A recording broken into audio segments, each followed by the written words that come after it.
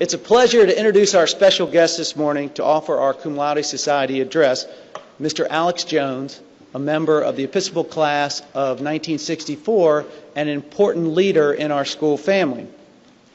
Mr. Jones arrived as a new ninth grader at Episcopal in the fall of 1961 from Greenville, Tennessee, and quickly became involved in many areas of school life, from football and track to choir and the Missionary Society. His senior page in The Whispers even mentioned a humorous novel he was working on that year. From Episcopal, his love of writing continued to blossom at Washington and Lee University, where he graduated in 1968, before serving in the Navy during the Vietnam conflict, and then beginning his distinguished career in journalism, where he worked for many years with the New York Times and won a Pulitzer Prize in 1987. More recently, Mr. Jones served as a Eugene C. Patterson Professor of the Practice of Journalism at Duke University and as director of the Shorenstein Center on Media, Politics, and Public Policy at the John F. Kennedy School of Government. He has written several highly acclaimed books about the history of media organizations and served as a Nieman Fellow at Harvard, a host of National Public Radio's On the Media, and host and executive director of PBS's Media Matters. Mr. Jones has been elected to the American Academy of Arts and Sciences and inducted into the Tennessee Journalism Hall of Fame. Now, what I most appreciate about Mr. Jones, however, is how deeply he cares about all of you and about the experiences that you have at Episcopal.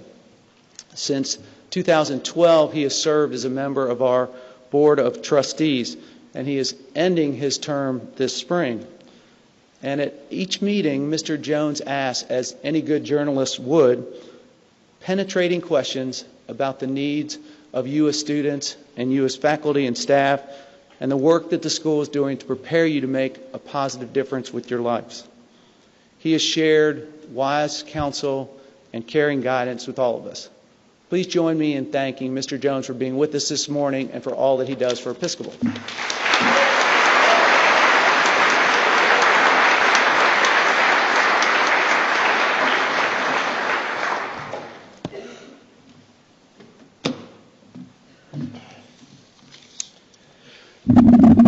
Morning. I also want to offer my congratulations to this extraordinarily impressive group of young people who've just been inducted. As I think those of you who read tea leaves would realize from Charlie's introduction, I did not have a distinguished career at Episcopal High School. I was, like some of you may be, a late bloomer. So I commend also all you late bloomers out there. In the course of my life, I've sat where you were sitting many times. By that, I mean I have been seated at a ceremonial occasion awaiting the featured speaker to make a speech. I can recall only bits and pieces of any of those speeches. My college commencement speaker's remarks I don't remember at all. Oddly, one moment I do remember was at my commissioning as a naval officer at Newport, Rhode Island. The man who gave it was a Navy chaplain. The Vietnam War was raging. This was 1969, and I was about to report to a ship bound for the Gulf of Tonkin. I was going to war, in other words. And the thing the chaplain said that I remembered were these words. He said, "Live gently." I remember thinking, what a strange thing to be told on such an occasion.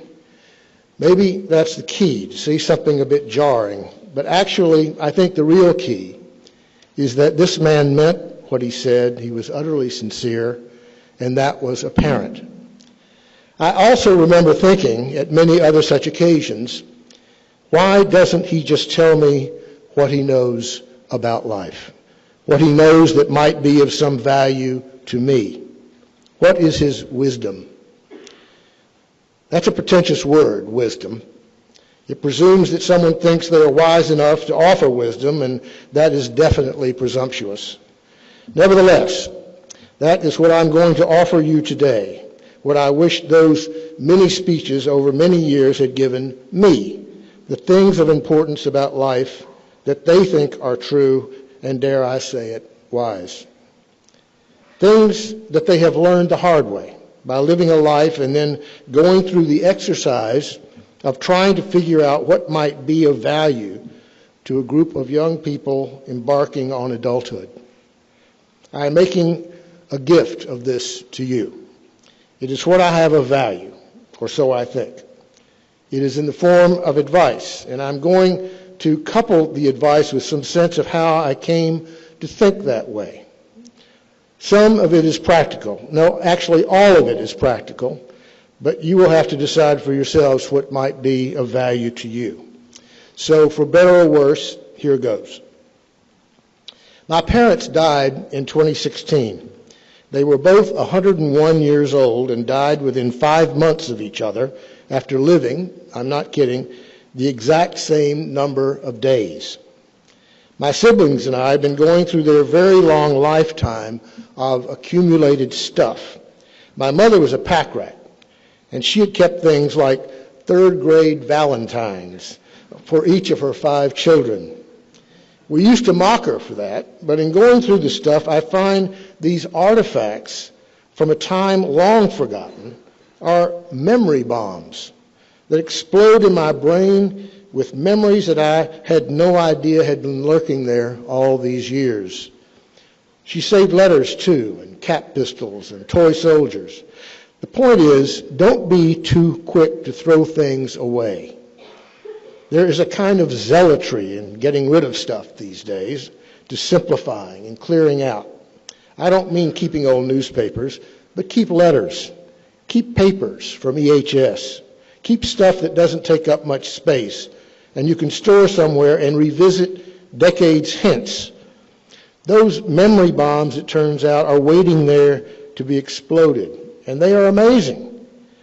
Along this line, take the opportunity while you have it to spend time with your grandparents. Longevity is a crapshoot, but the time will come when they won't be there. And if you're really smart, do what I had the brilliant idea of doing: tape record them telling the story of their lives, telling family lore, just being themselves. Interview them. Pull it out of them. I did that. Both my grandfathers were dead by the time I graduated high school, but I had 2 remarkable grandmothers. I forced them to sit down with me in a tape recorder when I was in my 20s. That was about 45 years ago. And later, of course, they died. Those tapes were put away for safekeeping and, of course, disappeared and were lost. And then this past Christmas, as we were going through my parents' stuff, they were found. And suddenly, though both grandmothers had been gone for decades, they were there in the room. There is something about the human voice that is unique and distinctive. It's why radio and podcasts make you feel you know the person you are hearing far more than seeing someone in a photograph or on TV or in a video. Perhaps it's the intimacy of that one-on-one connection as you listen to a disembodied voice. I don't know. But I can promise you that my own 2 beloved grandmothers were alive again when I heard their voices. And I know I speak for my siblings when I say that those tapes are among the most priceless and cherished possessions we have. Irreplaceable, of course, but also precious to us as our grandmothers had been. And frankly, if you remember nothing else that I say, I hope you will be wise enough, and I regard this as genuine wisdom, to spend time with the old folks and record them. Okay, let's move on. I was at EHS in the early 1960s, and it was a very different place then. A harder place, I think. Even a cruel place in some ways. As a member of the EHS board for the past 6 years, I was privileged to be here a few months ago when one of your classmates made a courageous chapel talk about her speech problem, her stutter. She said that she had tried to make the speech several times, but could not summon the guts. but that day she did. And you, her classmates, cheered. It was as brave a speech as I've ever heard, and it would have been unthinkable for one of my classmates to make such a speech when I was here. So for that reason alone, this is a far better place now than it was then. Though not in the same league as that one, I too made a speech as a student at EHS that proved very important to me. The issue then was integration, the word in those days for civil rights. There were no African Americans at EHS, needless to say, and the student body was overwhelmingly anti-integration, as was I. I'd come from a small town in Tennessee, and I would say that the things I had been taught were a kind of genteel racism. There was no using of the N-word or anything like that, but there was a consensus among most Southern whites in those days that segregation was best. This was the nation's hot issue, and I had an English teacher in my sophomore year who was a retired military guy. He wasn't a great teacher, and I think was here for only 1 year. His name was Colonel Shanks, and he assigned our English class to write an essay expressing our views on the subject of integration. I wrote all the things I thought, which was to say what I had grown up being taught and simply absorbed from living in a segregated world that wasn't questioned. When I got the paper back, he had written across the top in red, "You have been the victim of some vicious propaganda." That was all. I was outraged, incensed, furious, insulted, shocked, and then something happened that is one of EHS's greatest gifts when it happens. I began to think for myself. I began to figure out not what I had been taught, but what I thought. And not surprisingly, I changed my mind. But I kept quiet about it. I didn't advertise it. Too dangerous, too risky. And then it became my turn to give a speech to my literary society on any topic of my choosing. I can vividly recall the agony of this moment because the last thing in the world that I wanted to do was make a speech outing myself as someone who favored racial integration. And I knew that was what I should do, of course. I knew that was the brave thing to do, the honorable and honest thing to do. But God, I didn't want to do it. In my head, I twisted like a man tortured with a cattle prod, trying to find a rationale not to do that wouldn't be shameful, not to do that speech that wouldn't be spatial. That's shameful. But thank goodness, in the end, I did do it. I somehow summoned the stones to deliver what I am sure was a lame speech endorsing integration. As you might expect, the reception of the speech by most of my classmates ranged from tepid to snarly.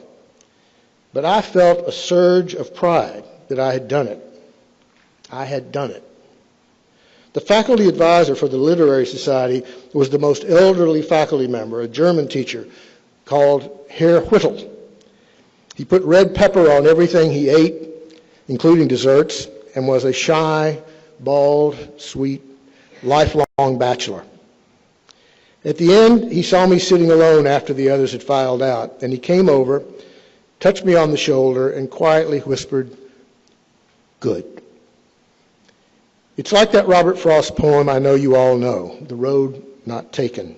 As you may recall, it ends, "I shall be telling this with a sigh, somewhere ages and ages hence. Two roads diverged in a wood, and I took the one less traveled by, and that has made all the difference." Sometimes taking one path or another doesn't really make much difference, but the key fork you will face that will make all the difference is when you face your own fear and take the consequences. The issue may be a matter of truth or principle or belief, but this moment will come for you as it does for all of us, perhaps many times. My advice, as Shakespeare wrote, To thine own self be true. Of course, Shakespeare, being a prankster, he put those words in the mouth of one of his most contemptible hypocrites. Still, the words stand. To thine own self be true. This actually leads me to my third bit of counsel. As you know, Thomas Jefferson quite amazingly included in the Declaration of Independence that among our inalienable rights was the pursuit of happiness. Happiness gets a lot of attention these days. How to get it, what creates it. It isn't the same as the pursuit of pleasure, which is a more Epicurean thing. I saw not long ago that scientists who specialize in analyzing pleasure were divided as to whether, in terms of brain function, all pleasures were the same. For instance, was watching porn the same as looking at a beautiful painting in terms of what happened inside your brain? I think perhaps some of you may want to consider the science of pleasure as a career, as it's a field that virtual reality is sure to make a winner. But this morning I want to advise you to go in pursuit of something different, the pursuit of joy. The pursuit of joy. Now, what does that mean? What's the difference among happiness, pleasure, and joy? I would say pleasure is something you manufacture yourself, that is ephemeral. Happiness is an abstract state that to a large extent seems to be built into our DNA like a particular talent or your IQ. But joy is, to my mind, something that appears unexpectedly and can't be bought, but only earned. Joy is also very ephemeral. It's a moment, a flash, a burst. But when it happens, you remember it. You may not be able to summon that euphoric, ecstatic few seconds, but you never forget it. Or at least I have not. The first flash of joy I remember having was that moment after I made the integration speech. I felt a moment of joy, and I knew it was not just relief or pride, but something more profound. One of the most memorable moments of joy I've had was when I was about to embark on a solitary journey across the Sahara Desert. I was in my mid-20s, and I was in Algiers, waiting for a bus. It was going to take me about 50 miles south into the desert to where the road ended. From there, I was hitchhiking all the way across the desert and the continent of Africa from north to south. I didn't really know where I was going. I didn't even know the names of the countries. I just knew that I was heading into the desert and would somehow or other be spit out of Africa somewhere far distant. That morning, I had called my parents to say goodbye. You can imagine how that call went. I had written my quasi-girlfriend to call it off. I had bought a hat and a 10-liter water jug and had filled it with bottled water. I had told the American Embassy that I was heading into the desert and had gotten an anti-malaria shot. I had effectively taken an axe and cut the thick cord that tethered me to my previous life. I was like a guy on top of a 10-meter diving board, bouncing on my toes, getting ready to leap into the unknown. And I was suffused, bursting, exploding with joy. I had no idea that I would feel this way. It came out of nowhere. I mean, I was literally waiting on the bus, and wham, joy. Another huge joy moment involved my Pulitzer Prize. Not winning it, that was a great moment, but this happened before that. I covered the media for the Times, and I'd been following the travails of the Bingham family in Louisville, Kentucky. They were a legendary newspaper family, in ways star-crossed because of the early deaths of two sons. And they were now at loggerheads with each other, the parents and 3 surviving children.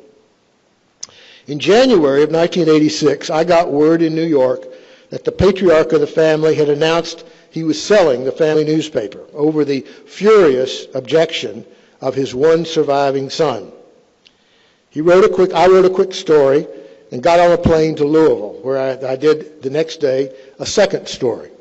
But the big issue became who was going to write the Sunday story, which would be the big story, longer and more detailed, and really telling the tale. I'd been at the Times a little more than 2 years, which was regarded by my editor as too short a time to be trusted with such a potential blockbuster. We knew that the Washington Post and the Los Angeles Times were sending a reporter to Louisville to do the same story. He told me that he was sorry, but he had decided to send a more experienced reporter to do the Sunday piece. My response was essentially, over my dead body. I put up a fight, and the powers that be rather reluctantly decided to give me the shot. I worked nonstop for 3 days, reporting during the day, writing at night, literally living on cigarettes and iced tea. I wrote the piece in takes, sending each as it was done to New York via our archaic computers. I sent the final take about 3 a.m. of the third night in a room littered with cigarette butts and watery remnants of iced tea. And I called my wife in New York. She was sound asleep, of course. I said to her, "Susan, I don't even care if they publish it because I know it's the best thing I've ever done, and that's enough." I would say that my cup runneth over. I was bursting with joy. I was in a kind of ecstatic state. I'd gotten an at-bat at Yankee Stadium and had knocked the crap out of the ball. What's that feeling worth? You know what I would say to that. My point is, I urge you to go in pursuit of those kinds of moments, those kinds of sublime moments of joy. That's not happiness, and it isn't pleasure. It's something else. It's something else. It involves doing your best, trying your hardest, surprising yourself. Go for it.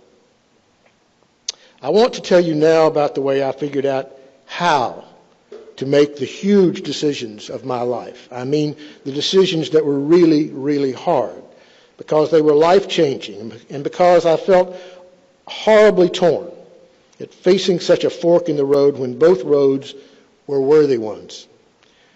The discovery of this method for making such decisions was what put me on that road in Africa, waiting for the bus. As I said, I went into the Navy upon graduation from college, and while I was there, I decided that I wanted to be a journalist. That's another story involving a jerk of an admiral and a terrible naval disaster, and I won't go there now. The point is that I had decided I wanted to be a journalist, but I had no journalism training. While I was still in the Navy, I applied to the Columbia University Graduate School of Journalism, the best journalism school in the country. And I was able to get accepted to start soon after my release in 1971. But in my mind, I was also mulling a different track. In long nights at sea, I would sit with a friend and look for hours at a map of the world, and at all the places that sounded so beguiling and exotic that I might never see, like Bucharest and Marrakesh and Dar es Salaam. And then one night I had an epiphany. What was stopping me? I had an American passport. I had no wife. I had some money. I didn't have a job.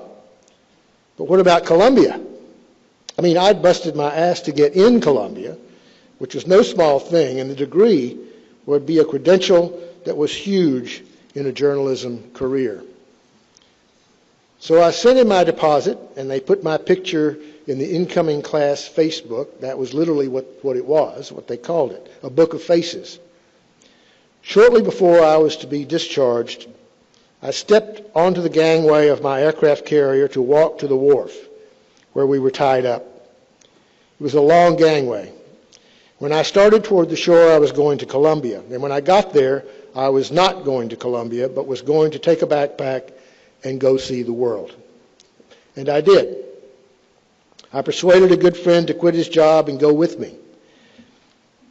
The first thing I wanted to do was to see what communism was all about. This was the height of the Cold War, and I was curious.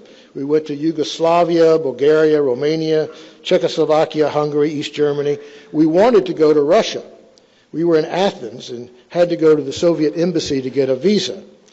The ambassador was the only person who spoke English, and he came down to look us over. In those days, I had hair, and it was long. He looked us over and said, so, when you want to go to Russia? He called it Russia rather than the Soviet Union. And we said, July. And he shook his head mournfully and said, I'm very sorry, Russia is full in July. Anyway, we traveled all over Eastern Europe, then spent several months in Paris and traveling around Western Europe, and then the plan was to go through Africa. We went to Morocco. We'd been traveling about a year by then, and one night my buddy told me with tears that he had had it and was going home. I was quite devastated, as he was a fantastic traveling companion and still to this day my best friend. But I decided to go on anyway, alone. I took a train to Algiers and then hitchhiked across the Sahara and into Niger and Nigeria. I saw the glorious night sky in the Sahara, where no ambient light means that you see stars from horizon to horizon and where the silence is utter and profound. I remember feeling like I was in God's cathedral. I went to monasteries in Ethiopia and climbed Kilimanjaro, got dysentery, and wandered around the Serengeti with a group of fellow oddballs I had met at a Nairobi campsite. And after about 8 months, I got to the Cape of Good Hope. I literally climbed over the barrier and put my hands in the water where the Indian Ocean and the Atlantic came together, and I was done. The wanderlust had been burned out of me, and I was ready for a bed and a desk and a bookcase and a job. Now, the point of telling you all this was that that moment of decision was the product of something I want to offer you this morning. I call it the deathbed theory of life. And I've used it always, as far as I'm concerned, to make the right decision at the key decision moments of my life. I mentally project myself to my deathbed. I'm lying there reviewing my life, and I assume that I am at that moment as wise as I'll ever be about me. Not about everything, but about me. And I look back on the moment I'm actually in now, at the decision I have to make, at the quandary I'm in. And I ask myself from that deathbed, looking back on this moment, I ask myself, am I glad that I did X or sorry that I didn't do X? Am I saying of my decision, you made the right choice, or am I saying, you asshole, you should have done it? And that's what put me on that Algerian road, waiting for the bus, because I didn't want to reach my deathbed and look back at the wrong decision for me. I think this can lead to some decisions that may not seem to make a lot of sense at the time. Certainly my father was left shaking his head in bewilderment when I told him I wasn't going to Columbia, but instead taking off with a backpack, and that I wasn't sure when or if I would be coming back. But I did it. And as Frost said, it made all the difference. I offer the deathbed theory of life to you as a method that, in my experience, works on the big ones. It often means making changes and heading into parts unknown, parts of yourself, as well as places. And if you find you have made the wrong decision, remember that it also allows you to change your mind and make another decision. You're only stuck if you make no decision. And finally, I offer you the story of a corollary to the deathbed theory, and this too requires a story. I met the woman who became my wife at church, but it isn't quite as you might think. I had been given a one-year fellowship, the Neiman Fellowship Charlie mentioned, for mid-career journalists at Harvard to pursue unrestricted study, perhaps the most wonderful year of my life. She was also at Harvard as a graduate student at the Kennedy School of Government. We had some mutual friends, and the first week we were on the campus, we decided as a group to go hear the opening service by Peter Gomes at the Harvard Memorial Church. This was said to be a legendary bit of Harvard lore because Peter Gomes was not only a celebrated preacher, but also very funny. We were late getting there and had to ascend to the balcony, and I went up the stairs behind her. And I remember thinking to myself, this is a ripe peach. I happen to think ripe peaches are one of God's greatest blessings, but I had the presence of mind not to say that out loud. During the service, I was sitting on the floor, essentially at her feet, when Peter Gomes said something. I think what he said was, remember, it isn't who you know, it's whom you know. I laughed, turned around to look at her, and she later, much later, told me that at that moment she heard a voice that she did not recognize distinctly say to her, this is the man you will marry. Her response, she told me later, was to think, marry him? I don't even know him. It can happen that way. We were together from that day. At the end of the year, I proposed, and she said she would marry me, but she would not live her life in Greenville, Tennessee, where I was the editor of the family newspaper.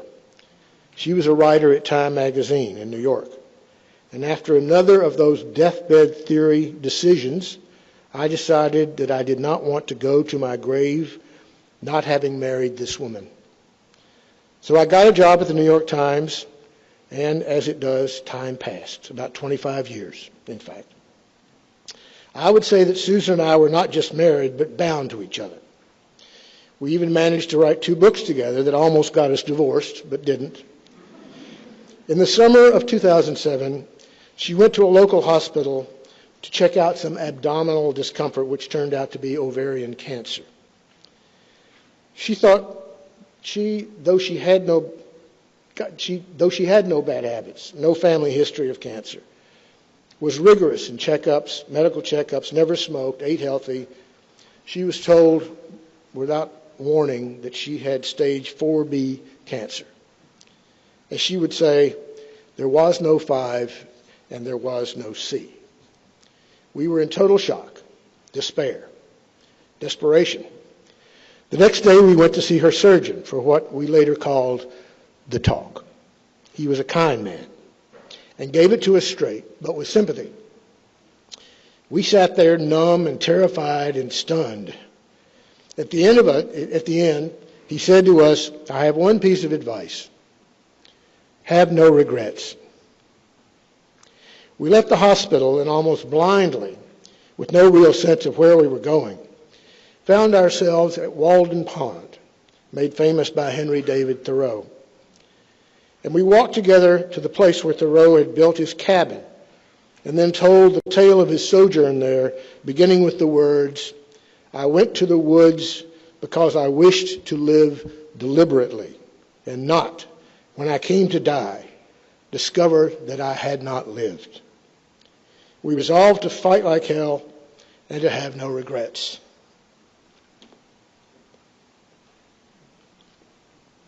Susan died 2.5 years later,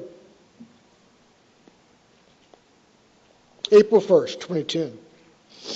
And when she died, there was grief and sadness and pain, but there were no regrets. No regrets.